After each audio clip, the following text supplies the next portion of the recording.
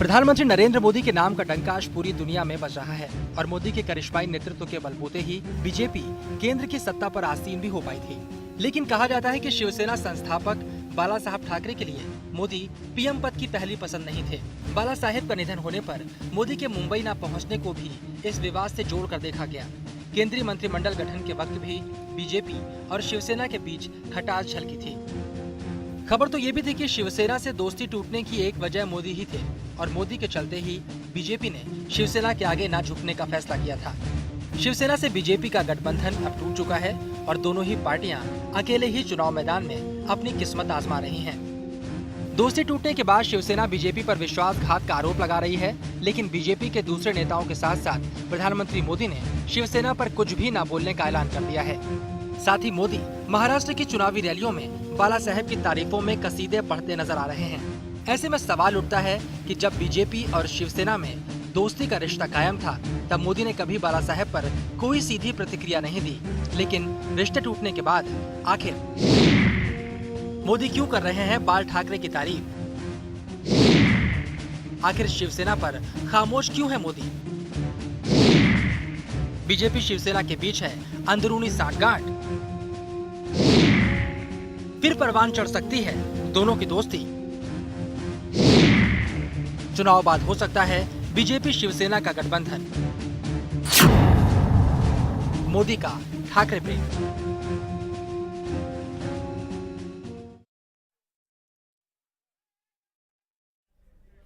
जी हाँ, नमस्कार। जी न्यूज के इस खास कार्यक्रम राज चक्र में आपका स्वागत है। मैं हूं आपके साथ लवी गुंबर। आज अपने इस खास कार्यक्रम में मेहमानों के साथ चर्चा करेंगे मोदी के ठाकरे प्रेम की। जी हां, महाराष्ट्र में सत्ता मोह के चलते बीजेपी और शिवसेना का बरसों पुराना याराना टूट चुका है और दोनों को ही लगता है कि वो अकेले दम पर ही सरकार बनाने में कामयाब भी हो जाएंगे। बीजेपी के दोस्ती तोड़ने के बाद से ही शिवसेना बीजेपी पर हमलावर है, लेकिन बीजेपी शिवसेना पर चुप्पी साधे हुए है। बीजेपी के नेता चुनाव बाद जरूरत पड़ने पर शिवसेना से दोस्ती के संकेत भी दे चुके हैं, लेकिन मुंहतोड़ जवाब देने में माहिर प्रधानमंत्री मोदी ने शिवसेना संस्थापक बाल ठाकरे के सम्मान में पूर्व सहयोगी शिवसेना पर निशाना न साधने का ऐलान करके इस बात को बल दे दिया है कि बीजेपी और शिवसेना के बीच अंदर खाने कुछ पक तो नहीं रहा। राज चक्र में आज इसी विषय पर चर्चा करेंगे। इस चर्चा में हिस्सा लेने के लिए हमारे साथ वरिष्ठ पत्रकार राकेश कपूर जी नोएडा स्टूडियो में मौजूद हैं। बीजेपी नेता दिनेश सिंह जी हमारे साथ मौजूद हैं। कांग्रेस प्रवक्ता राजीव त्यागी हमारे साथ मौजूद रहेंगे। मुंबई से हमारे साथ जुड़े हैं शिवसेना नेता सुभाष सावंत जी और वरिष्ठ पत्रकार राजू वार्नेकर जी। और इसके साथ साथ नागपुर से हमारे साथ जुड़े हैं हमारे प्रधान संपादक SN विनोद जी भी। तो चलिए शुरू करते हैं राज चक्र में आज का सफर मोदी का ठाकरे प्रेम।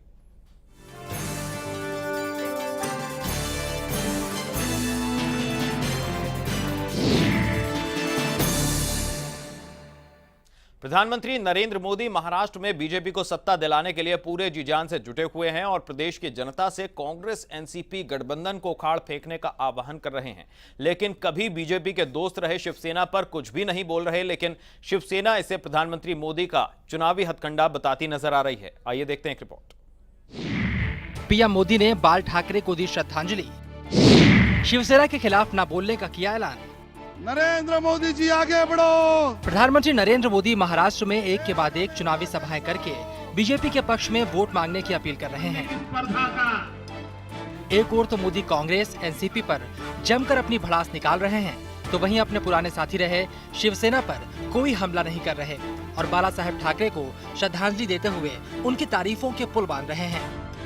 प्रदेश में चुनाव प्रचार में जुटे प्रधानमंत्री मोदी ने साफ कर दिया है कि वो शिवसेना के खिलाफ कुछ नहीं बोलेंगे। मैंने तय किया है कि बाला साहब की गैर मौजूदगी का ये पहला चुनाव है, महाराष्ट्र का पहला चुनाव है और इसलिए मैं बाला साहब के प्रति अपनी श्रद्धा और आदर को व्यक्त करने के लिए शिवसेना के खिलाफ एक शब्द भी नहीं बोलूंगा। शिवसेना ने मोदी पर किया पलटवार। बाल ठाकरे के लिए सम्मान तो क्यों तोड़ा गठबंधन? शिवाजी के नाम पर वोट मांगना दिखावा।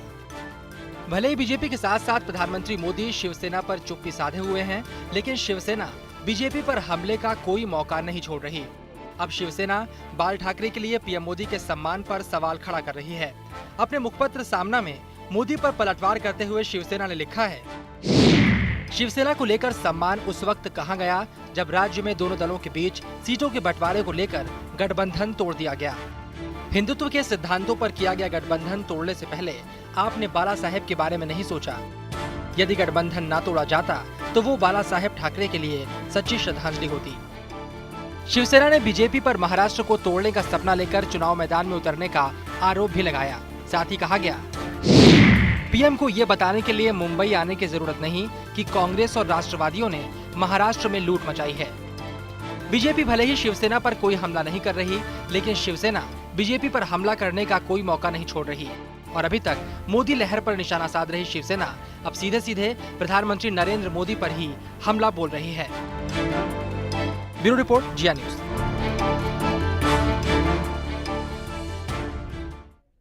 जहां पहले सीटों के बंटवारे को लेकर दोनों ही पार्टियों में सीटों को लेकर सहमति नहीं बन सकी, उसके बाद गठबंधन टूटा। शिवसेना लगातार बीजेपी पर हमलावर है और बीजेपी खामोशी से जवाब नहीं देने की बात निकलकर सामने आ रही है। वहीं मोदी की अगर बात करें तो वहां पर प्रचार से पहले ही उन्होंने साफ कर दिया है कि शिवसेना के खिलाफ वो कुछ नहीं कहेंगे। क्या ये संकेत है? क्या संकेत ये है कि ये पोस्ट पोल अलायंस होने की संभावनाएं हैं? आइए चर्चा को शुरू करेंगे और सीधा रुख कर लेते हैं भोपाल का। हमारे जिया न्यूज के प्रधान संपादक एसएन विनोद जी इस चर्चा को शुरू करते हैं, तो सीधा रुख कर लेते हैं नागपुर का।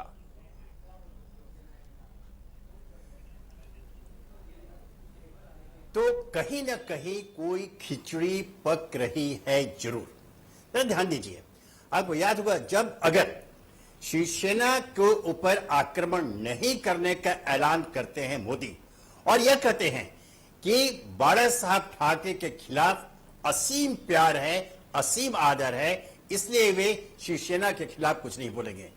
ध्यान देने की बात है, जिस दिन शिवसेना और भारतीय जनता पार्टी के गठबंधन को टूटने की औपचारिक घोषणा महाराष्ट्र प्रदेश भारतीय जनता पार्टी के अध्यक्ष देवेंद्र फडणवीस ने की थी, उसी दिन देवेंद्र फडणवीस ने यही घोषणा की थी कि हमारा भले ही युति टूट गई, लेकिन हम कभी भी कोई टिप्पणी शिवसेना के खिलाफ नहीं करेंगे। ध्यान रहे, उस दिन प्रधानमंत्री नरेंद्र मोदी अमेरिका जा चुके थे। इसका मतलब साफ, और उसके बाद कि ये सब तय हो चुका था उनके अमेरिका जाने के पहले, जब गठबंधन तोड़ने का निर्णय ले लिया गया था और प्रदेश इकाई को यह जानकारी दे दी गई थी कि शिवसेना के खिलाफ बोलना नहीं है। मतलब यह किसी न किसी रणनीति का अंग है। लेकिन इसके बावजूद कि न प्रधानमंत्री नरेंद्र मोदी या भारतीय जनता पार्टी कोई बड़ा नेता शिवसेना पर हमला कर रहा है, शिवसेना की ओर से तीखे आक्रमण हो रहे हैं और यहां तक कह डाला जा रहा है कि युति तोड़ने का पाप भारतीय जनता पार्टी ने किया है। मैं आपको याद दिला दूं, कल उद्धव ठाकरे ने नागपुर में एक सभा की और सभा कहा कि हेडगेवार स्मारक के मैदान रेशीम बाग में जो संघ की गतिविधियों का केंद्र है, वहां विशाल भीड़ को संबोधित करते हुए उद्धव ठाकरे ने कहा कि छत्रपति शिवाजी महाराज कभी भी दिल्ली दरबार के सामने झुके नहीं थे, तो हमारे झुकने का कोई सवाल नहीं उठता। इन सबों के बीच जब हम ठाकरे के प्रति भाजपा प्रेम की बात करते हैं या मोदी प्रेम की बात करते हैं, तो यह सवाल लाजिमी है कि आखिर हो क्या रहा है।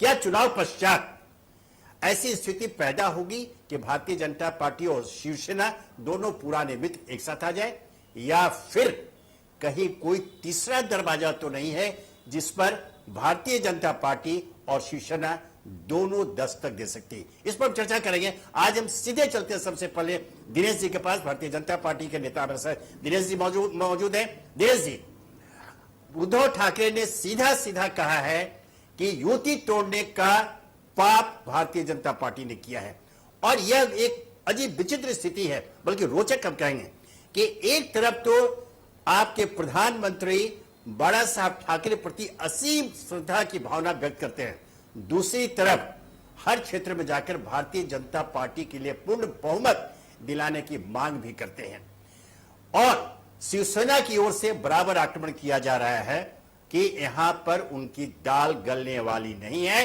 यहां पर अगर सरकार किसी की बनेगी तो शिवसेना की ही बनेगी।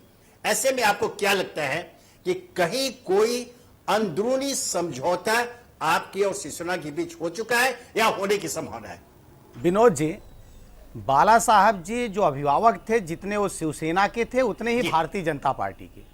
जितना सम्मान शिवसेना के लोगों का प्रति बाला साहब के प्रति है, जी, जी। उतना उससे ज्यादा मैं समझता हूं कि भारतीय जनता पार्टी के एक एक कार्यकर्ता का सम्मान उनके प्रति है। एक चीज मैं यहां और कहना चाहता हूं कि एक परिवार में दो भाई होते हैं, किसी बात को लेकर एक रास्ते पर चलने में थोड़ी सी किसी बात को लेकर साथ चलना संभव नहीं हो पाता है और शायद अलग अलग हो जाते हैं, तो क्या इसका मतलब ये होना चाहिए कि एक भाई दूसरे भाई के ऊपर खुलेआम कोई आरोप लगाए? मुझे लगता है ये नहीं होना चाहिए और भारतीय जनता पार्टी की तरफ से यही करने का प्रयास किया जा रहा है। भारतीय जनता पार्टी और शिवसेना, मुझे लगता है दोनों पार्टियों ने कोशिश की कि हम लोग मिलकर एक रास्ते पर चलें, लेकिन अंतिम समय में शायद ये कोई स्थिति पैदा हुई कि जिसकी वजह से हम एक रास्ते पर नहीं चल पाए और हमको जुदा होना पड़ा। तो इसका मायने भारतीय जनता पार्टी ने सीधे सीधे कहा है कि हम भले अलग हैं, लेकिन जिनके साथ हमारा 25 वर्ष का पुराना नाता था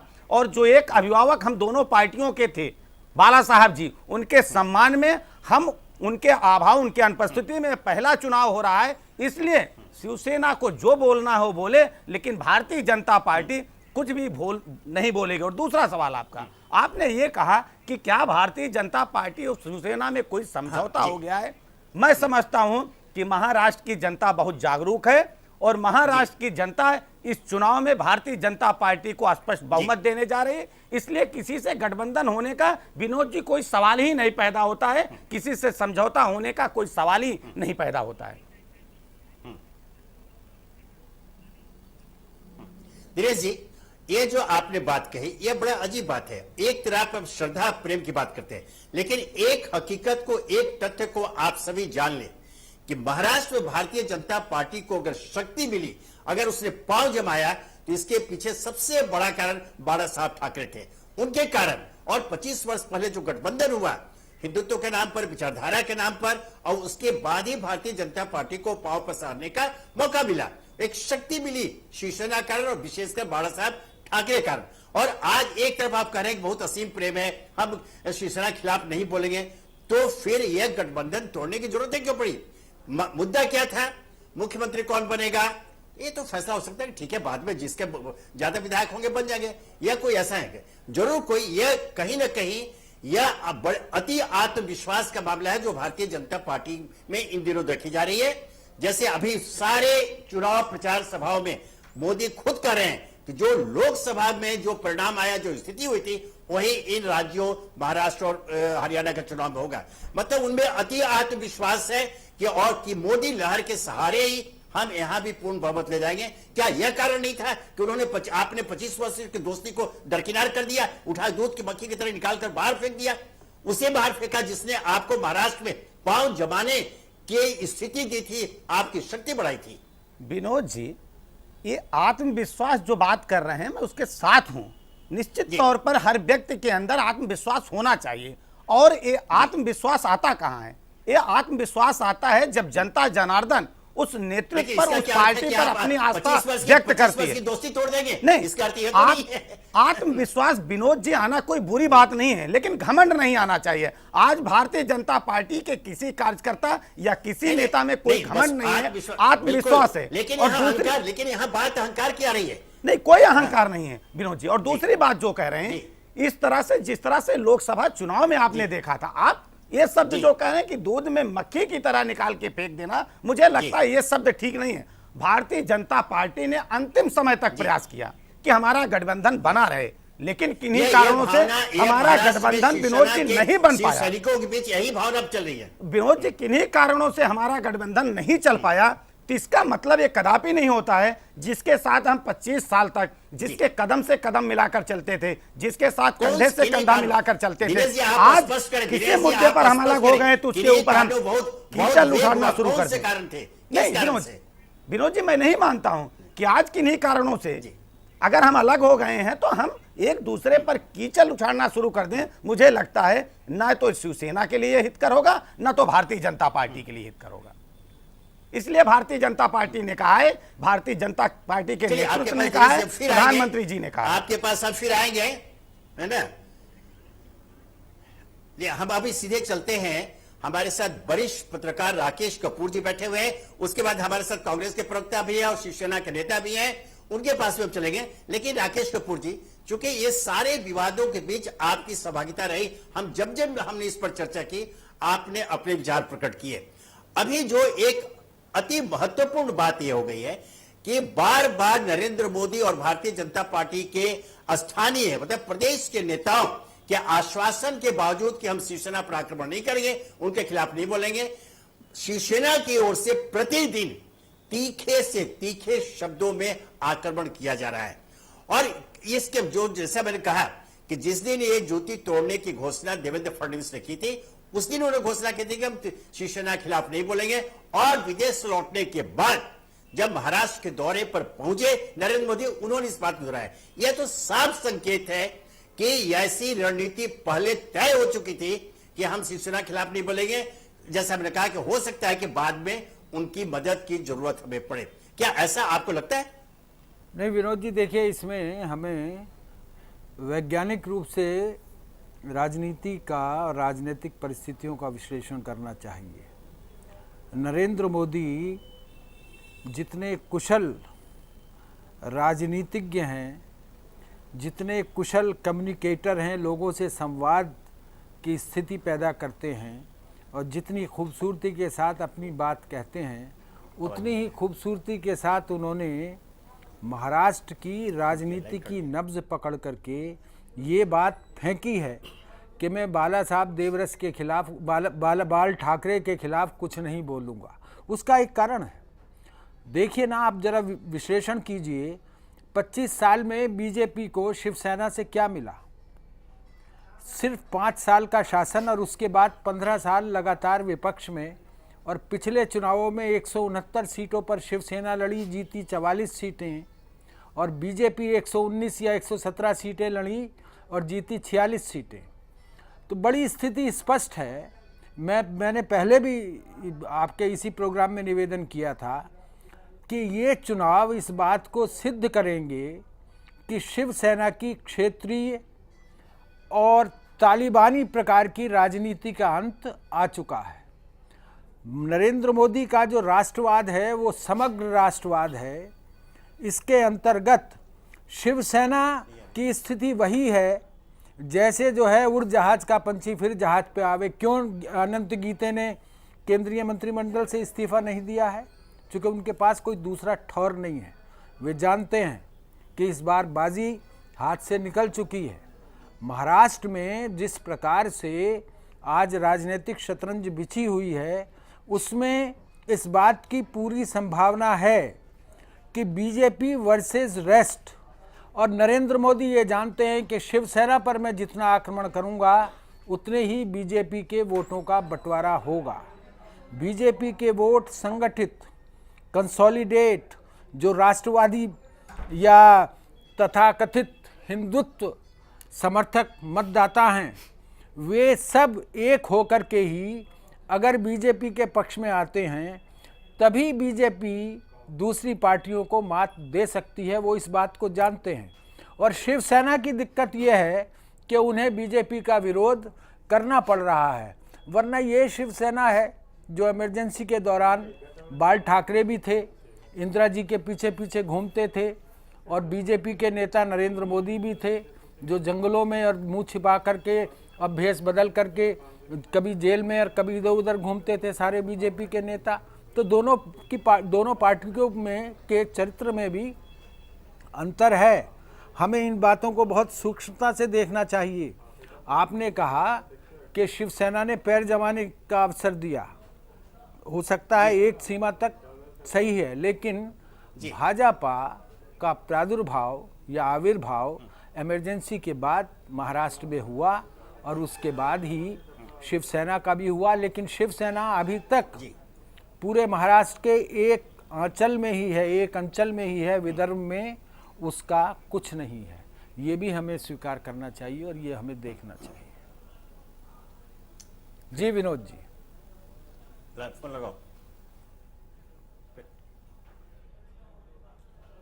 जी जी राकेश जी, बहुत वाजिब बात कही यहाँ पर, और इसी पर चर्चा को आगे बढ़ा लेते हैं, रुक कर लेते हैं। मुंबई का शिवसेना के नेता सुभाष सावंत जी भी हमारे साथ इस चर्चा में बने हुए हैं, उनसे भी इस चर्चा को आगे बढ़ाएंगे। बहरहाल अगर बात की जाए यहाँ पर कि इस तरह की नौबत आन पड़ती है इन चुनाव में, दोनों पार्टियां जो हैं अलग अलग मैदान में उतर रही हैं, लेकिन बीजेपी को शिवसेना की या शिवसेना को बीजेपी की जरूरत आन पड़ती है, तो ये जो मौजूदा कड़वाहट है, ये जो दरार आ गई है, इसको भर करके दोबारा से दोस्ती हो सकती है? क्या पोस्ट पोल अलायंस जो है संभव है? इस पर भी चर्चा कर लेते हैं। दिनेश जी, क्या लगता है, पोस्ट पोल अलायंस की अगर नौबत खड़ी हो जाती है, बीजेपी को शिवसेना की या शिवसेना को बीजेपी की जरूरत पड़ती है, तो क्या हाथ मिलाया जा सकता है? लवी जी, मैंने पहले भी आपसे निवेदन किया है कि मुझे लगता है कि अब जनता जागरूक है, और जहां जहां चुनाव हुए हैं आप वहां देखिए कि जहां जहां भी चुनाव हुए हैं, जनता ने जिस भी पार्टी के पक्ष में मतदान किया है उस पार्टी की बहुमत की सरकार बनी है। मुझे लगता है अभी खिचड़ी की सरकार का जमाना दौर जो है गुजर चुका है, और निश्चित तौर पर वही महाराष्ट्र में भी होने वाला है। आने वाले समय में महाराष्ट्र में भी भारतीय जनता पार्टी की बहुमत की सरकार बनेगी, और इफ बट की वहां कोई नौबत नहीं आने वाली है कि अगर ऐसा होगा तो आप किसके साथ जाएंगे। जिस तरह का वातावरण का सृजन हो रहा है महाराष्ट्र में। जी विनोद जी। हाँ विनोद जी बताइए, वो नहीं दिनेश जी, मैं आपको एक चीज बताता हूं। महाराष्ट्र एक बिल्कुल प्रदेश रहा हुआ है शुरू से, और प्रधानमंत्री नरेंद्र मोदी पता नहीं, वो समझदार व्यक्ति माने जाते हैं, परिपक्व राजनीतिक माने जाते हैं। अभी महाराष्ट्र दौरे के दौरान उनके जो भाषण हो रहे हैं वो सीधे सीधे महाराष्ट्र के लोगों को मराठी अस्मिता की याद दिला रही है, और एक भावना पैदा हो रही है भारतीय जनता पार्टी के खिलाफ। मुंबई में उन्होंने भाषण के दौरान क्या कह दिया कि हमारी सरकार यहां बनती है तो महाराष्ट्र को गुजरात से आगे ले जाएंगे। यहां एक तथ्यात्मक बोले, आज भी जो सरकारी भारत सरकार के आंकड़े हैं, महाराष्ट्र नंबर 1 पर है, गुजरात 5वें नंबर पर है। दूसरी बात, जब उन्होंने गोंदिया में विदर्भ में भाषण दिया तो उन्होंने चर्चा में कह दिया, तुलना कर दी छत्तीसगढ़ और मध्य प्रदेश से, कि वो महाराष्ट्र से आगे बढ़ गए हैं। ये जो इसकी यह जो प्रति उत्पादक सिद्ध हो रही है, सारी बातें लोगों के बीच में चर्चा हो रही है कि ये क्या बोल रहे हैं, वो महाराष्ट्र को इतना नीचा दिखा रहे हैं, और ऐसे में जो मराठी भावना है कहीं शायद वो भारतीय जनता पार्टी के लिए खतरे की घंटी न बज जाए। नहीं विनोद जी, असल में उनके कहने का जो भाव है, मुझे लगता है वो समझने में दिक्कत हुई है। उन्होंने जो कहा है महाराष्ट्र को किस परिपेक्ष में कहा है, जो एनसीपी और कांग्रेस के गठबंधन की जो सरकार रही है उस विकास को जो अवरुद्ध किया है, और वहां पर एक विकास का जो दूसरा मॉडल दिया है, वो चाहे आदर्श घोटाले का विकास हो, वो चाहे सिंचाई घोटाले का विकास हो, जो चाहे वो विदर्भ में किसान की आत्महत्या का विकास हो, उसकी चर्चा वो कर रहे थे कि वो उनसे निकालकर भारतीय जनता पार्टी शासित प्रदेशों की श्रेणी में खड़ा करने की बात कर रहे थे, कि जहां पर इस तरह से भ्रष्टाचार का कोई बोलबाला नहीं। विनोद जी, अभी 2 दिन पहले ही हम लोगों ने रावण के पुतले को प्रतीकात्मक रूप से दहन किया है पूरे देश में, और उसके नाभि में अगर कोई था तो था जिसकी बात की जा रही थी अमृत का। आज उसकी पहचान इस हिंदुस्तान ने कर ली है, और वो नाभि है भ्रष्टाचार की। आज वो भ्रष्टाचार रूपी जो अमृत कांग्रेस के नाभि में है, उसका ठीक से अगर कोई पहचाना है तो नरेंद्र भाई मोदी ने पहचाना है। चलिए आपने स्पष्टीकरण दिया। हाँ, लेकिन नरेंद्र भाई मोदी के जो शब्द जो बोले, और आजकल जो तकनीकी है, कोई अपनी बात से पलट नहीं सकता है। जो उन्होंने मुंबई में कहा, गोंदिया में कहा, सब सामने सारे समाचार पत्रों में प्रकाशित हुआ है सब। तो अब हम चलते हैं, सीधे चलते हैं मुंबई शिवसेना नेता सुभाष सावंत जी के पास। सुभाष जी, अभी तक आपने चर्चा सुनी, और जो बात सामने, जैसा मैंने कहा, और आपके पार्टी के नेता उद्धव ठाकरे कल यहां पर नागपुर में और वर्धा में उन्होंने बोल गए कि शिवसेना ने भारतीय जनता पार्टी को, बल्कि बाला साहब ठाकरे ने वो जमीन प्रदान की और भारतीय जनता पार्टी मजबूत हुई। नंबर 1। नंबर 2, एक बात उन्होंने बहुत मार्के की कही कि छत्रपति शिवाजी महाराज कभी दिल्ली दरबार के आगे नहीं झुके, इसलिए हमारे झुकने का सवाल नहीं उठता। तो क्या हम यह मानकर चलें कि अगर कोई स्थिति ऐसी पैदा होती है कि चुनाव पश्चात अगर किसी दल को बहुमत नहीं मिला तो शिवसेना फिर से भारतीय जनता पार्टी के साथ नहीं जाएगी? एक तो मैं, जो हमारे भाजपा के महाशय जो बात कर रहे हैं, उनको तो समझना चाहिए, जरा जमीन पे आकर बात करें। जी। ये महाराष्ट्र है, और ये मराठी आदमी की मुल्क है, छत्रपति शिवाजी महाराज की पावन भूमि है, जिन्होंने छत्रपति शिवाजी महाराज का, इनको इतिहास कुछ मालूम नहीं, वो छत्रपति शिवाजी महाराज का आशीर्वाद लेने की बात करते हैं। जरा याद करो 85 के बाद जब पहला गठबंधन हुआ तब प्रमोद महाजन जी बेचारे नहीं है, अगर चाहे तो उनका कोई इतिहास हो तो उन्हें पढ़ने को बोलो। अभी भी अटल बिहारी वाजपेयी जी हैं, अभी भी अडवाणी जी हैं, अगर समझ सकते हो तो उनके पास युति का पाठ पढ़ो। इनके दिमाग में है ना विनोद जी, थोड़ी सी हवा गई है। अब उनको मालूम नहीं, नरेंद्र मोदी जी जब संकट में थे, जब गोधरा कांड हुआ, गुजरात का दंगा हुआ, तब पूरे संकट, पूरा देश उनके खिलाफ था, पूरा विश्व उनके खिलाफ था, तभी उनको मालूम नहीं, तब हमारे परम पूज्य बाला साहब ठाकरे उनके पीछे थे। ये भूल चुके हैं लोग, ये भूलने की इनको आदत है। हरियाणा में भी भूल गए, गोवा में भी ऐसा ही किया है। जो रीजनल पार्टी है उनको खत्म करने का काम ये करते हैं और बड़ी कूटनीति से करते हैं, ये बता देता हूँ। और मैं उनके गोवा का भी मैं गया हूँ, एक सच्चा कार्यकर्ता हूँ शिवसेना का। मनोहर पर्रिकर को पहले सभा में मैं बात कर रहा हूँ, मेरा नाम सुभाष कांता सावंत है। दिनेश जी जरा गोवा में जाके पूछे, आप इतने हवे में मत उड़िए कि पूरी सत्ता आ जाएगी, पूरी आ जाएगी। ये 15 तारीख को चुनाव में आपको 19 तारीख को रिजल्ट पता चलेगा कि मराठी आदमी और हिंदुत्व क्या होता है, वो पता चला है। हमारा हिंदुत्व स्पष्ट है, हमारा हिंदुत्व कट्टर है, हमारा हिंदुत्व इस देश के, हिंदुस्तान के हर नागरिक को मालूम है। और रही मराठी की बात, मराठी हमारा आत्मा है, ये आप दिनेश जी भूलिए मत। और ऐसा मत बोलिए कि पूरे स्वीप में आएंगे नरेंद्र मोदी। विनोद जी, मुझे एक बात तो आज बड़ी सचमुच दर्द हो रहा है कि मोदी साहब दर्द भी देते हैं और दवा भी देते हैं। क्या समझे हम? दर्द भी देते हो, दवा भी देते हो और बोलते हो दर्द हुआ क्या? अरे शिव सैनिकों के दिल में 25 साल की जो एक आदर सत्कार था, जो एक भावना थी हिंदुत्व के बारे में, और पका पकाया जो सामने था, पूरा सत्यानाश ये बीजेपी के 3 लीडर ने किया। मैं नाम लेता हूं उसका, एक तावड़े, दूसरा खड़से और तीसरा फडणवीस, जिन्होंने अपनी राजनीति चालू की और बेचारे नरेंद्र मोदी को गुमराह कर दिया। आज नरेंद्र मोदी को बोलना पड़ रहा है, नरेंद्र मोदी साहब को बोलना पड़ रहा है कि हम बाला साहब के खिलाफ कोई नहीं। कैसे बोलेंगे नरेंद्र मोदी साहब? जो एक ही मर्द था जो हिंदुस्तान में, जिन्होंने कहा था, इनके आदमी भी नरेंद्र मोदी साहब को चीफ मिनिस्टर से उठाव करके बोले थे। अडवाणी साहब नरेंद्र मोदी के बारे में बाला साहब से चर्चा की, तब बाला साहब ने अडवाणी जी को कहा कि अडवाणी जी ये गलती मत कीजिए, वो आगे बहुत काम करने वाला एक अच्छा नेता आपको मिला है। ये हमारी भावना थी विनोद जी। और इनको भावना की क्या कदर है? इनको सत्ता चाहिए। समझिए, आपके पास आप हमारे साथ हवा गई है, हवा दिमाग में गई है। उनको बोला जरा ठीक है सावंत जी, आप हमारे साथ बनिए, आपके पास फिर आएंगे। अब हम सीधे चलते हैं कांग्रेस के प्रवक्ता राजीव त्यागी जी के पास, जो हमारे साथ बने। जी हाँ, आपके पास हम फिर आएंगे। तो अब हम चलते हैं राजीव त्यागी जी के पास, हमारे जो कांग्रेस के प्रवक्ता मौजूद हैं। राजीव जी, अभी आपने चर्चा सुनी, अब ऐसा लगता है कि महाराष्ट्र में जो द्वंद्व है, वो जो चल रहा है, वो जो जंग जारी है, वो भारतीय जनता पार्टी और शिवसेना के बीच में, आप और आपके पुराने सहयोगी एनसीपी कहीं नजर ही नहीं आ रहे हैं। कहीं ऐसा तो नहीं है कि इस जो दोनों दलों के बीच जो लड़ाई और जंग चल रही है, उसमें कांग्रेस बिल्कुल हाशिए पर आ गई है, और जितने आरोप लगे कांग्रेस के ऊपर भ्रष्टाचार के, जो एंटी इनकम्बेंसी के रूप में जो सामने आपको झेलना पड़ रहा है, और पिछले 15 वर्षों में जिन उपलब्धियों के नाम पर आप मतदाता के पास जा रहे हैं, उसे ऐसा लगता है मतदाता ने शायद अस्वीकार कर दिया है। क्या आपको लगता है कि बीजेपी और शिवसेना के इस द्वंद्व के बीच आप कहीं अपने लिए जमीन तलाशने में सफल हो पाएंगे? राजू जी।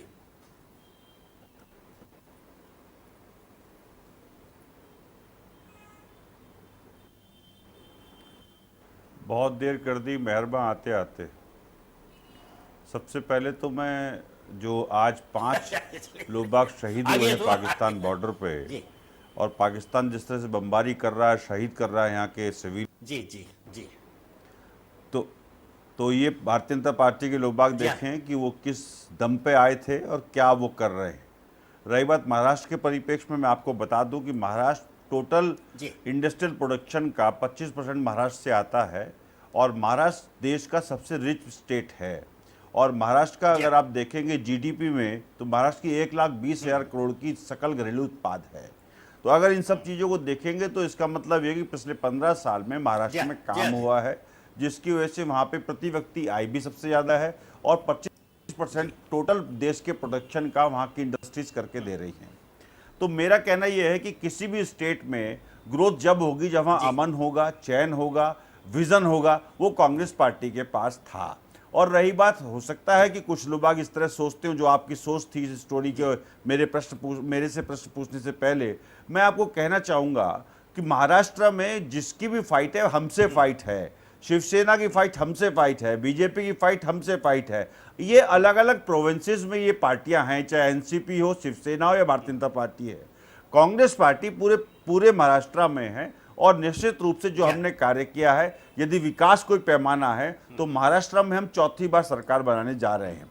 रही बात भ्रष्टाचार की, जो बात अभी मेरे साथी कर रहे थे भारतीय जनता पार्टी के, तो वो ये भूल गए कि विजय कुमार गावित, जो कि महाराष्ट्र ये दूल्हे से चुनाव लड़ रहे हैं भारतीय जनता पार्टी के टिकट पे, जो दूसरी पार्टी से इनके यहाँ आए हैं, किरीट सोमैया साहब ने, जो इनके भारतीय जनता पार्टी के बहुत ही विद्वान व्यक्ति हैं, उन्होंने इन लोगों के विरुद्ध, चाहे वो संजू साहूकारे हो, बब्बन राव साहब हो जो अहमदनगर से चुनाव लड़ रहे हो, इन सब के विरुद्ध बकायदा एक चार्जशीट निकालने का काम किया था। आज वही लोग बाग मंत्री जो रहे थे पूरे एनसीपी के, वो आज भारतीय जनता पार्टी में ट्रांसफर हो गए हैं। तो भारतीय जनता पार्टी किस तरह से बात कर सकती है, ना खाऊंगा ना खाने दूंगा। ना तो हमें वो 56 इंच की सीना दिखता है, जो 56 इंच का सीना पाकिस्तान को जवाब दे सकता हो, ना वो हमें विल पावर दिखती है, चाहे वो मध्य प्रदेश का व्यापम घोटाला हो जिसमें आज तक दोषियों को सजा नहीं मिली है। मैं तो ये पूछना चाहूंगा भारतीय जनता पार्टी के लोगों से, जो आत्मविश्वास की बात कर रहे थे कि हमारा आत्मविश्वास बढ़ गया है,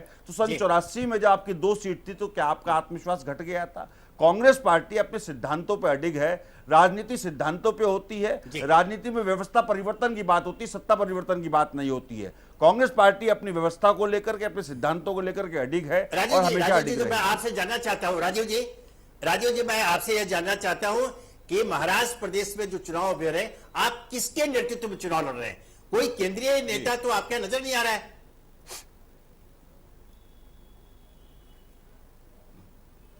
देखिए, मैं ये पूछना चाहूंगा, देखिए मैं कहना चाहूंगा, बहुत स्पष्ट कह देता हूं मैं आपको कि वहां पर एनसीपी अगर लड़ रही है तो शरद पवार उनके शीर्षस्थ नेता हैं, शिवसेना लड़ रही है तो उद्धव ठाकरे उनके शीर्षस्थ नेता हैं, भारतीय जनता पार्टी लड़ रही है तो उसको नेता का पता ही नहीं है कि नेता कहां है, कौन नेता रहेगा, कौन अभिनेता रहेगा, ये पता ही नहीं है। कांग्रेस पार्टी निश्चित रूप से पृथ्वीराज चौहान हमारे चीफ मिनिस्टर हैं, उनके नेतृत्व में चुनाव लड़ रही है। कांग्रेस पार्टी जिस तरह से हमारे उनके नेतृत्व में चुनाव लड़ रही है। और जी विनोद जी, मैं सवाल सुन नहीं पाया आपका। विनोद जी, अब जरा मैं अपने कांग्रेस के मित्र को, अगर आपकी अनुमति हो तो आपके माध्यम से जो उन्होंने सवाल उठाया है विनोद जी, उसका जवाब दे देना थोड़ा सा आवश्यक है। अपने यहाँ तो सफाई करेंगे नहीं राजीव जी, पहले सफाई करें, उसके बाद दूसरे पे उंगली उठाने का काम करें। बिल्कुल राजीव जी, बिल्कुल सही सवाल है आपका। भारत वर्ष में एक चुनाव में एक ही मुद्दा चलता है, उसकी सजा हमें मिल चुकी है, ये स्टेट का चुनाव है। मैं बात अपनी खत्म कर लूं। दिनेश जी, आप बीच में मत बोलिए नहीं, राजीव जी, जब आपकी बात हो गई हो तो उसका उत्तर सुन लीजिए। बस 20 मिनट बड़े पेशेंस से आपको सुना है, तो मुझे 1 मिनट दे दीजिए प्लीज। जी, आप सुन लीजिए, मेरी बात कंप्लीट नहीं हुई है। बोलिए। आप, मेरी बात कंप्लीट नहीं हुई है, सुन लीजिए आप। बोलिए मोदी से प्राइम मिनिस्टरशिप से इस्तीफा देकर के महाराष्ट्र में गवर्नमेंट बनाएंगे, क्या वो वहां पे चीफ मिनिस्टर बनेंगे? तो हमारे पास हर जाति, हर संप्रदाय का नेता है। और जो सफाई अभियान की बात आज नरेंद्र मोदी जी करते हैं, तो महाराष्ट्र में संत गाडगे हुए हैं। संत गाडगे जी ने आज से 300 साढ़े 300 साल पहले सफाई अभियान चलाने की इस बात की थी। महात्मा गांधी ने सफाई अभियान चलाने की बात की थी, जवाहरलाल नेहरू ने सफाई अभियान बिल्कुल, चलाने बिल्कुल, की बात बिल्कुल। की थी। और आज तो मुझे हंसी इस बात पे आती है कि महाराष्ट्र में से लेकर के पूरे देश में जिस तरह से नरेंद्र मोदी जी। ये बात कर रहे हैं कि हम इंदिरा जी को याद करेंगे, हम राजीव जी को याद करेंगे, हम लोग बाग जवाहरलाल जी को याद करेंगे, तो ठीक है आप याद करिए, उनका पूरे देश पर अधिकार है। लेकिन इसका मतलब ये हुआ कि आपके पास कहीं भी आपके पुरखे नहीं हैं, बड़े नाम नहीं हैं, क्योंकि उन्होंने कभी भी देश को बनाने में योगदान नहीं किया। हमारे पुरखों ने, कांग्रेस पार्टी के पुरखों ने जिस तरह से देश को बनाया, जी। सींचा सवारा, कुर्बानियां दी, वो सबके सामने जग जाहिर है। आप लोग बाग छद्दम झूठ बोल करके बहुत सारी चीज प्राप्त कर सकते हैं, लेकिन कांग्रेस जी। पार्टी कभी भी अपने सिद्धांतों पे से कंप्रोमाइज नहीं करेगी, अपने सिद्धांतों पे अडिग रहेगी। हमारा सिद्धांत है कि देश में विकास चलिए हो, राजू जी, आपके पास बेरोजगार फिर को आएंगे, रोजगार बड़े मिले, साहब, विनोद जी, हमारे महंगाई साथ कम हो, हमारे हम साथ लोग बाग वरिष्ठ धर्मनिरपेक्ष पत्रकार सिद्धांत पे राजीव आगे वेडेकर जी बने हम हुए लोगों को हैं। पाकिस्तान में राजीव तनाव जो जवाब एक देना जानते राजनीतिक हैं, विश्लेषक और के हमने रूप दिया में भी उनकी है। एक अलग पहचान हमने रही ही है। पाकिस्तानी टुकड़े अब किए थे। सीधे उनके पास चलते हैं, है ना? विनोद जी वापस लौटने की बात। जी जी, आपको सांग अब हम चलते सीधे राजीव वेडेकर जी के पास, वरिष्ठ पत्रकार है, राजनीतिक समीक्षक है। राजू जी, ये आपने अभी तक की चर्चा में देखा कि दावे प्रतिदावे हो रहे हैं, शिवसेना अपने बलबूते पर सरकार बनाने को बोल रही है और युति तोड़ने का पाप का वो ठिकरा फोड़ रही है भारतीय जनता पार्टी के माध्यम पर। भारतीय जनता पार्टी आश्वस्त है कि जिस प्रकार लोकसभा चुनाव में जनता ने उसे पूर्ण बहुमत दिया, उसी प्रकार महाराष्ट्र का मतदाता उन्हें पूर्ण बहुमत देकर सरकार बनाएगा। कांग्रेस के वजह से आपने सुना, राजीव जी ने बोला, कांग्रेस भी आश्वस्त है कि पिछले 15 वर्षों में जो काम हुए, एक बात तय, उन्होंने जो आंकड़े दिए वो कम से कम सही है कि महाराष्ट्र आज भी पूरे देश में नंबर 1 पर है। और ऐसी स्थिति में आपको क्या लगता है कि इन दावों प्रतिदावों के बीच भारतीय जनता पार्टी का आत्मविश्वास और अहंकार, शिवसेना का मराठी मानुष का भावनात्मक प्रचार और कांग्रेस का पिछले 15 साल की उपलब्धियों के आधार पर मतदाता आखिर चुनेगा तो किसे चुनेगा और चुनावी ऊंट किस करवट बैठेगा? राजू जी। विनोद जी, ये सब चर्चा सुनी, काफी दिलचस्प चर्चा रही है। देखिए, इस चुनाव में शिवसेना जी, सिंगल लार्जेस्ट जी। पार्टी उभरने की संभावना है। और अगर बीजेपी को विदर्भ, आपका विदर्भ जो साथ देता है, जो 60 सीटें है, कहीं वहां बाजी बीजेपी ने मार ली तो सिंगल लार्जेस्ट पार्टी बीजेपी उभर सकती है। कांग्रेस या एनसीपी सिंगल लार्जेस्ट पार्टी उभरने की कोई संभावना नहीं है। और अभी जैसे राजू जी, चर्चा चल रही है, विदर्भ में तो स्थिति ऐसी है, विदर्भ में तो सच में भारतीय, हाँ जी, नहीं, विदर्भ में जो स्थिति है, विदर्भ में स्थिति अलग है। शिवसेना का उतना संगठन यहां मजबूत नहीं है जैसा कि उधर शेष महाराष्ट्र में है। यहां पर भारतीय जनता पार्टी काफी मजबूत है। जी हाँ, इसलिए मैंने कहा कि विदर्भ, अभी पृथक विदर्भ की मांग भी इन्होंने मंजूर कर ली है, उन्होंने आश्वासन भी दिया है, वो कई साल से देते आए। शायद उस पर ये स्कोर कर जाए तो बीजेपी सिंगल लार्जेस्ट पार्टी उभर सकती है। अगर वहां पे स्कोर नहीं किया तो शिवसेना सिंगल लार्जेस्ट पार्टी उभर सकती है। ये अभी तक एक जन एक दूसरे को कोसता है, दूसरा चुप बैठा है। उसकी वजह यह है कि शिवसेना और बीजेपी, इन दोनों को ही मालूम है कि कहीं ना कहीं चुनाव के बाद इन्हें एक साथ आना है। क्योंकि वैसे शिवसेना ने मिशन 151 छोड़ा है, मगर उन्हें शिवसेना को भी पूरा कॉन्फिडेंस नहीं है। और सिंगल लार्जेस्ट अभी जो 144 क्रॉस करना है, ये इन चारों में से कोई क्रॉस नहीं कर पाएगा। ये वस्तुस्थिति है विनोद जी। राजू जी, जैसे आपने विदर्भ की बात की, मैंने संगठन की बात की और पृथक विदर्भ की बात, मैं आपको याद दिलाता हूं, कल गोंदिया की बैठक की सभा में प्रधानमंत्री नरेंद्र मोदी पृथक विदर्भ के मुद्दे को बिल्कुल टाल गए। यहां पर एक उबाल है, आंदोलन चल रहा है, जबकि यह सही है कि लोकसभा चुनाव के पहले उनके कद्दावर नेता नितिन गडकरी ने आश्वासन दिया था कि उनकी सरकार बनेगी तो वे पृथक विदर्भ पर अवश्य विचार करेंगे। और वो यहां तक कहा था कि वो अगर चुन करके आते हैं तो संसद के अंदर और संसद के बाहर विदर्भ वासियों के साथ वो रहेंगे पृथक विदर्भ के लिए। लेकिन प्रधानमंत्री इस मुद्दे को बिल्कुल टाल गए, अब स्पष्ट नहीं किया। उन्होंने मध्य प्रदेश की चर्चा कर दी, उन्होंने छत्तीसगढ़ की चर्चा कर दी, उन्होंने गुजरात की चर्चा की, लेकिन विदर्भ की चर्चा नहीं की। जैसा मैंने बताया कि यह स्थितियां जो बन रही है वो धीरे धीरे कहीं ना कहीं यह शक पैदा हो रहा है कि मजबूत संगठन के बावजूद भारतीय जनता पार्टी कहीं ना कहीं रणनीतिक धोखे का शिकार बनने जा रही है।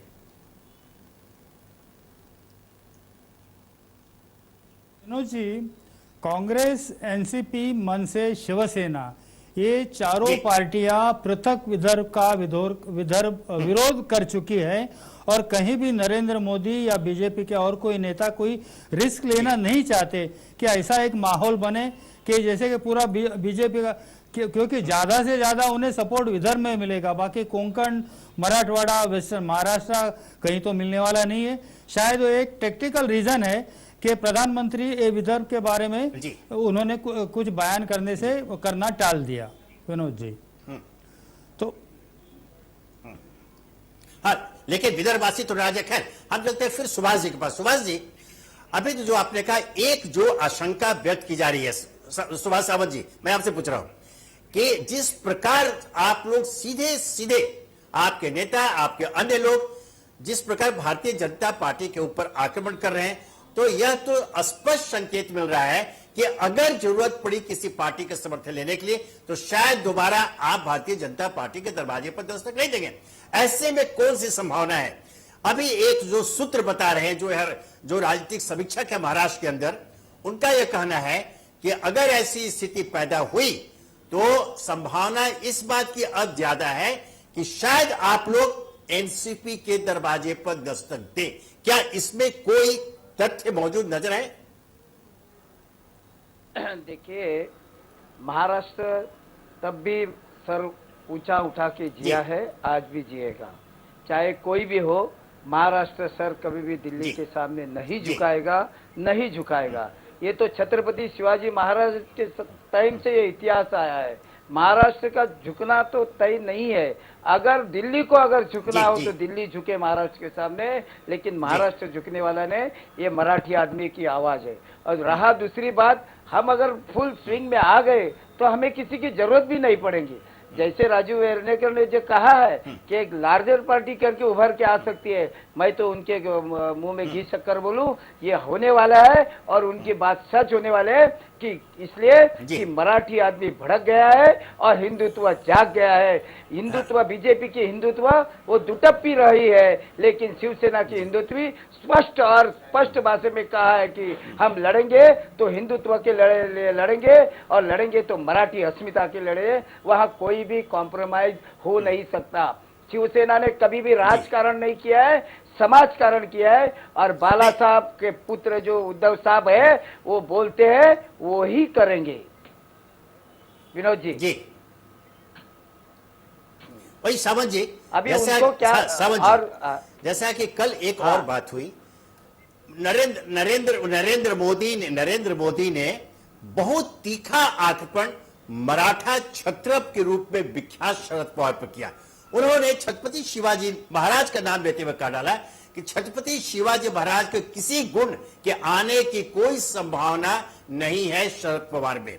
यहां भी कहीं ना कहीं मराठी मानुष की जो भावना है, जो भावनात्मक रूप से यहां का मतदाता जुड़ा हुआ है, उस पर भी नरेंद्र मोदी ने प्रहार किया। इसे मैंने जो पूछा उसका जवाब आपने नहीं दिया कि क्या ऐसी संभावना बनती दिख रही है कि जैसे कहा वर्डेकर जी ने बोला कि लार्जेस्ट सिंगल पार्टी, सबसे बड़ी पार्टी के रूप में शिवसेना उभर कर आ सकती है, और अगर कुछ सीटों की जरूरत पड़े तो क्या शिवसेना राष्ट्रवादी कांग्रेस के साथ हाथ मिलाकर सरकार बनाने की कोशिश करेगी?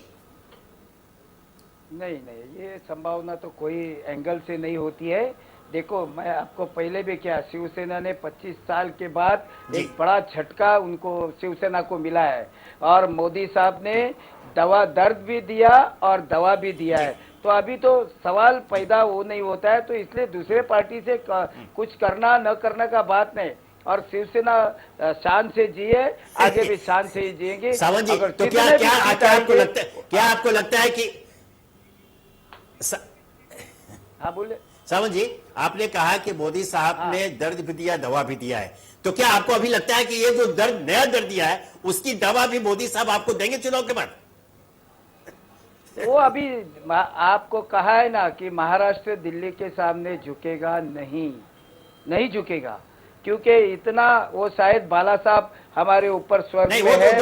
उद्धव ठाकरे साहब ने भी साफ कर दिया है जी। नहीं, मैं विनोद जी, मैं बोलता हूँ कि देखो, आप कभी भी चलिए, आप आप बोलते हैं ना, चलते राकेश कपूर जी के पास। नहीं, जी। विनोद जी, एक मिनट, हम हमेशा बोलते हैं ना, ऊपर वाला देखेगा। जी। सचमुच बाला साहब देख रहे, प्रमोद महाजन देख रहे और गोपीनाथ मुंडे जी देख रहे ये बीजेपी वाले को।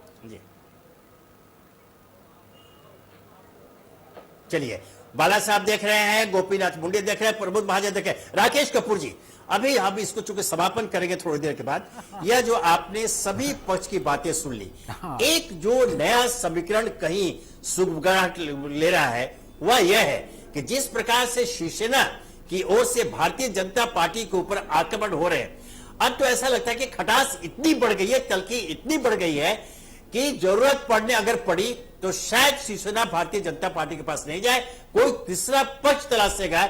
ऐसे में देखिए, बाला साहब ठाकरे और शरद पवार बहुत अच्छे मित्र, उनके संबंध बहुत मधुर संबंध रहे हुए किसी जमाने में, और जिस प्रकार से अभी कल ही शरद पवार ने एक टिप्पणी की, किसी बात पर उन्होंने कहा कि कौन कहता है कि शिवसेना अकेली पड़ गई है, यह बहुत महत्वपूर्ण है। यह शरद पवार ने कहा कि कौन कहता है कि शिवसेना अकेली पड़ गई है, यह एक संकेत है। तो क्या आपको एक समीक्षक के रूप में ऐसा लगता है कि अगर ऐसी जरूरत पड़ती है तो शायद एक नया समीकरण चुनाव पश्चात शिवसेना और एनसीपी गठबंधन के रूप में सामने आए? विनोद जी, क्या इसका मतलब, आप तो मुझसे भी वरिष्ठ हैं, इसका मतलब सीधा ये निकलता है कि शरद पवार अपने अस्तित्व की लड़ाई लड़ रहे हैं इस बार, एनसीपी अपने अस्तित्व की लड़ाई लड़ रही है। शिवसेना और एनसीपी में कहाँ समानता है मुझे बताएं? सिर्फ कोई नेता आर पाटिल पहले शिवसेना में थे, अब आजकल एनसीपी में हैं। मराठी अस्मिता के मराठी अस्मिता हो या गुजराती अस्मिता हो या यूपी की अस्मिता हो या हरियाणा की अस्मिता हो, ये सारी अस्मिताएं जब एक राष्ट्र की अस्मिता में सम्मिलित होती हैं तो पूरा देश इकट्ठा होकर के खड़ा हो जाता है। विनोद जी, एक बात सोचिए, एक बात ध्यान से एक बात का ध्यान से विश्लेषण कीजिए। Congress is fighting this election, Congress is fighting a lost battle. Congress, NCP and Shiv Sena, ये तीनों पार्टियां अपने अस्तित्व की लड़ाई लड़ रही हैं इस बार महाराष्ट्र में, और जैसे जैसे ये चुनाव आगे बढ़ता जाएगा आप देखते जाएंगे कि उसी प्रकार से ये पूरा चुनाव बीजेपी वर्सेस रेस्ट। शिवसेना जानती है कि अगर उसने बीजेपी की मुखालफत नहीं की खुल करके तो उसके वोट जितने मिलने हैं उतने भी नहीं मिलेंगे, वो जानते हैं ये लोग। और नरेंद्र मोदी या बीजेपी की जो राजनीति है, आज का भी आपने हरियाणा में भाषण सुना होगा नरेंद्र मोदी का, उन्होंने कहा परिवारशाही, वंशवाद, ये जो पोता उसका पोता उसका पोता। अब आप सोचिए ना, शिवसेना अगर मराठा अस्मिता की बात करती है तो कोई दूसरा नेता है उनके पास सिवाय बाल ठाकरे के परिवार के? उद्धव ठाकरे, उसका बेटा 21 साल का है, वो उसको भेज दिया आपने। अरे भाई, मजाक हो रहा है इस देश की राजनीति के साथ। मराठा अस्मिता ये थोड़ी होती है। कोई पैदा कीजिए ना कोई नेता, अगर मराठा अस्मिता का सवाल है तो पैदा कीजिए कोई नेता। सवाल ये है, आज राजनीति बदल चुकी है। They are living in primitive age. ये लोग प्रिमिटिव एज में रह रहे हैं, ये लोह और दूसरे प्रस्तर युग में रहने वाले लोग हैं। ये आज की हकीकत नहीं समझ रहे हैं। आज की हकीकत बदल चुकी है, राजनीति बदल चुकी है। आज का युवा हो या कोई भी वर्ग हो, वो ये बात अब समझ चुका है कि अभी तक जात बिरादरी, अभी कांग्रेस के नेता ने भी ये बात की हमारे पास हर जात का नेता है। अरे जात क्या होती है? हिंदुस्तानी एक अपने आप में जात नहीं है। आप मुसलमान करते रहे 10 साल तक, क्या मिला आपको? आपने देश को बांट दिया, उसका जवाब आपको मिल गया लोकसभा के चुनावों में। अब तो अपनी गलती स्वीकार कीजिए। लेकिन अब भी आप जातिवाद, अब भी आप संप्रदायवाद, अब भी इन्हीं बातों पर आप अटके रहेंगे। जहां तक शिवसेना और बीजेपी का सवाल है, सीधा प्रश्न ये है कि शिवसेना लगातार हाशिए पर जा रही है जी। ये चुनाव बीजेपी वर्सेस रेस्ट में होने जा रहा है। और आज मैं आपको लिख करके दे सकता हूं, कहीं मोबाइल में डाल लीजिए, BJP is going to get majority on its own. Majority इसको अपने अपने बूते पर मिलेगी और जरूरत से ज्यादा मिलेगी। ये भी आप लिख लीजिए। पूरा चुनाव का माहौल महाराष्ट्र में बदल चुका है। चलिए विनोद जी बस 2 मिनट बोलूंगा। 1 मिनट। अभी आपने राकेश कपूर की बातें सुनी जी। एक टिप्पणी कर दूं मैं प्लीज विनोद जी? हाँ बोलिए जी भाई, सिर्फ निवेदन ये कर रहा था विनोद जी कि भी हमसे पूर्व जो है त्यागी जी कुछ बोले। जी, त्यागी जी ने कुछ बोला था, उसका उत्तर देना थोड़ा जरूरी था कि त्यागी जी ने कहा था कि अभी जम्मू कश्मीर में जो पाकिस्तान की तरफ से महाराष्ट्र में उल्लंघन हो रहा है, महाराष्ट्र से पहले पूरे देश में अगर देखें, कांग्रेस पार्टी ने किसी जाति संप्रदाय की राजनीति नहीं की। कांग्रेस के गुलदस्ते में सब जाति सब धर्म के फूल हैं। पाकिस्तान की तरफ से सीज और का उल्लंघन हो रहा है, जो अभी पत्रकार महोदय बोल रहे थे वो भारतीय जनता पार्टी के स्पोक्स पर्सन की तरह बोल रहे हैं। मुझे लगता है भारतीय जनता पार्टी ज्वाइन कर लेनी चाहिए। और मुझे लगता है सरस्वती पुत्र की जगह लक्ष्मी, मुझे लगता है। और जिस तरह की बातें पत्रकार महोदय बोल रहे हैं उससे मुझे लगता है वो भविष्यवक्ता भी हो गए हैं। पाकिस्तान को उसको जरूर पाकिस्तान को आप क्या सुनाएंगे दिनेश जी? पाकिस्तान को आप सुना ही नहीं पाएंगे। पाकिस्तान ने तो अब तक 30 लोगों को शहीद कर दिया, 30 सैनिकों को। और वो सैनिकों के परिवार पूछ रहे हैं कि क्या अच्छे दिन आए कि महाराष्ट्र के विकास के बारे में। ये घमंड आप नहीं तोड़ पाएंगे क्योंकि घमंडी में आप चले गए हैं। राजीव जी से कहना चाहता हूं कि जरा आप निवेदन कर लीजिए कि कांग्रेस के साथी अपने संपत्ति की घोषणा कर दे तो पता चल जाएगा कि वहां विकास। विनोद जी देखिए, ऐसे बहस नहीं हो पाएगी। वहां पर जो है ना, महाराष्ट्र का विकास नहीं है, वहां नेताओं का विकास किया है, जो प्रॉपर्टी डीलिंग का काम किया है। मैं राजीव जी से पूछना चाहता हूं, अब ये नेतृत्व पर सवाल पैदा कर रहे थे। एक परिवार को छोड़कर आपके यहाँ कौन सा नेतृत्व है? आपने हरियाणा में बहुत लाभ पहुंचाया वाड्रा जी का, कहां गए? राहुल गांधी को कहिए, प्रियंका जी को कहिए कि जाकर प्रचार करें, तो हो सकता है ज्यादा फायदा मिल जाए। 50% का शेयर है, तो जरा सोचना चाहिए। भारतीय जनता पार्टी को नेतृत्व खोजने के लिए कांग्रेस पार्टी के पास जाने की जरूरत नहीं। आज भारतीय जनता पार्टी सक्षम है और 2 सीट मिली थी विनोद जी इनको, इस बार 0 पर रहेंगे महाराष्ट्र। हम त्यागी जी से 2 मिनट सुन लें। हाँ त्यागी जी, नहीं त्यागी जी, हाँ बोलिए त्यागी जी, आप कुछ बोलना चाह रहे थे?